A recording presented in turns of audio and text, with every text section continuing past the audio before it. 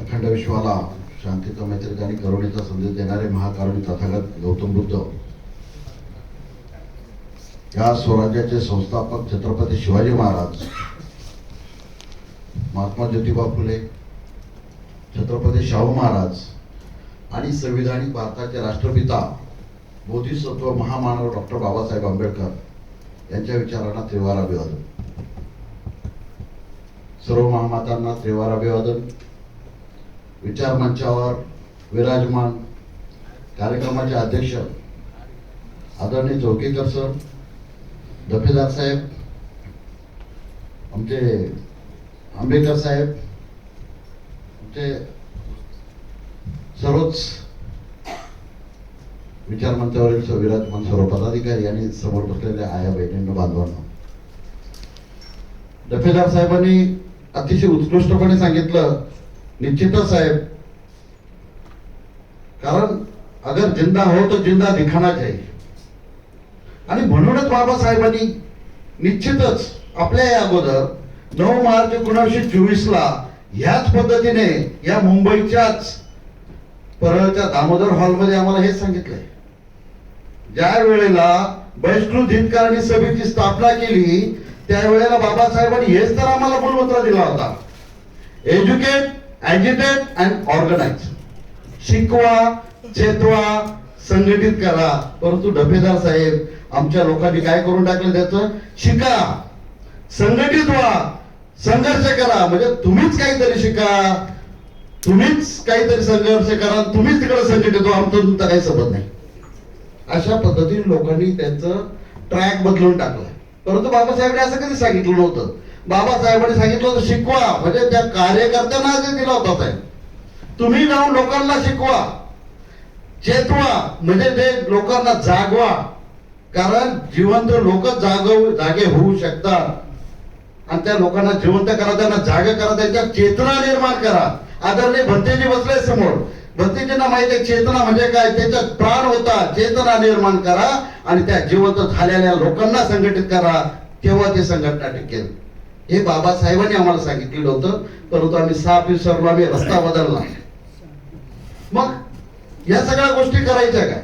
बाबासाहेबांनी नुसतं 14 तळ्याच्या पाण्यासाठी आंदोलन नाही केलं, तर बाबासाहेबांनी त्याच्या पुढे जाऊन सायमन कमिशन भारतात येणार होतं, त्यामुळे आंदोलन करावं लागलं.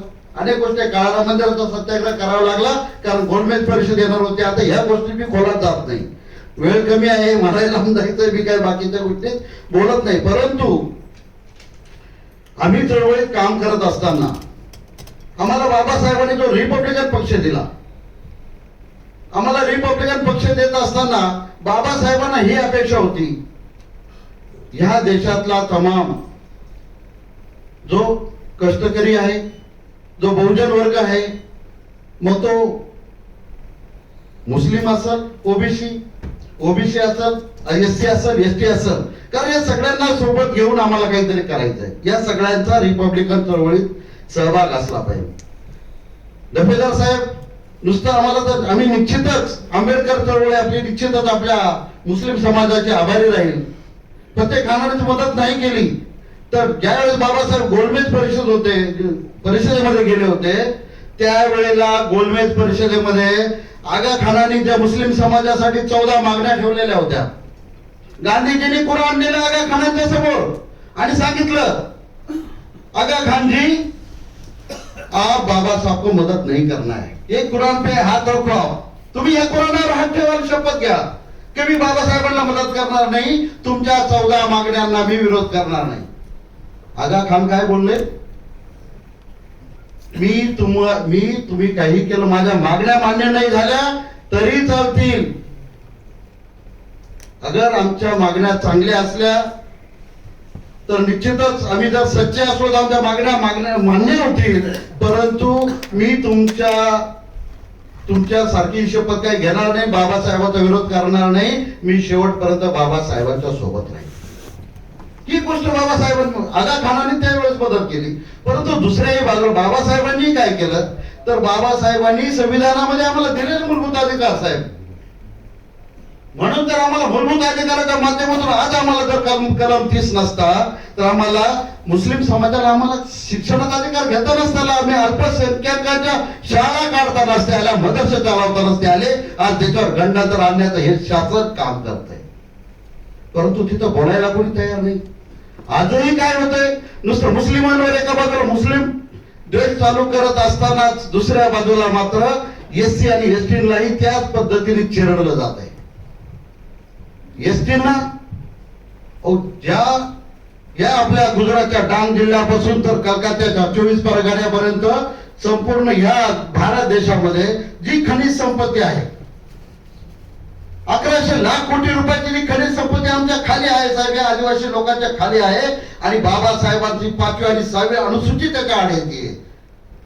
कारण आदिवासी लोकांना विचारल्याशिवाय तिथं त्या खनिज संपत्तीवर यांना घाला घालता येत नाहीये. म्हणून त्या आदिवासींना नेस्तनाबूत करण्याचं काम चालू आहे, त्या जंगलातून काढण्याचं काम चालू आहे.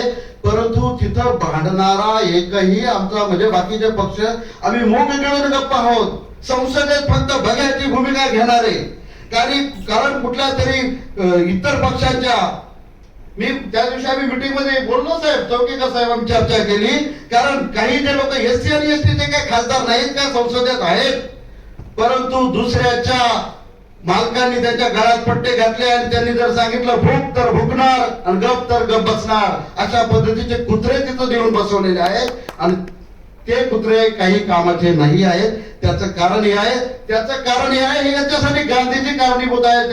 स्वतंत्र मतदारसंघाला विरोध करून गांधीजींनी आम्हाला हे आरक्षण घ्यावं लागलं आणि त्या आरक्षणामुळे असे कुत्रे जाऊन तिथं बसले. ते भुकणार नाही हे आम्हाला माहित आहे. मग आम्हाला करायचं काय आहे, आम्ही ठीक आहे आतापर्यंत टीका करू, परंतु आम्हाला बाबासाहेबांच्या विचाराचा पक्ष बनवायचा अनेक वर्षापासून चालू होतं. आमची चर्चा चालू होती, लोकांची चर्चा चालू होती. आमच्या सारख्यांच्या मनात एकदम लावा उसळत होता काय केलं पाहिजे. चौकेकर साहेब आले, चर्चा निघाली, साहेब आपण असं करूया. मी म्हटलो बाबासाहेबांच्या विचारावर जो कॅडराईज रिपब्लिकन पक्ष का नको बनायला, प्रशिक्षित कार्यकर्ते असायला पाहिजे. त्या कार्यकर्त्याला जर समजा इतर प्रश्न सुटले नाही, कारण बघा देशामध्ये ज्यांच्या हातात संसद आहे, ज्यांच्या हातात इथलं शासन आहे, शासन व्यवस्था त्यांच्या हातात, मीडिया त्यांच्या हातात, जे कायदे मंडळही त्यांच्या हातात, त्यांच्या मताप्रमाणे चालतं, ते ठरवतील तसे निर्णय देतात. मग जर अशी सगळी व्यवस्था जर आमची त्यांच्या हातात असेल तर मग आमच्या लोकांनी काय केलं पाहिजे.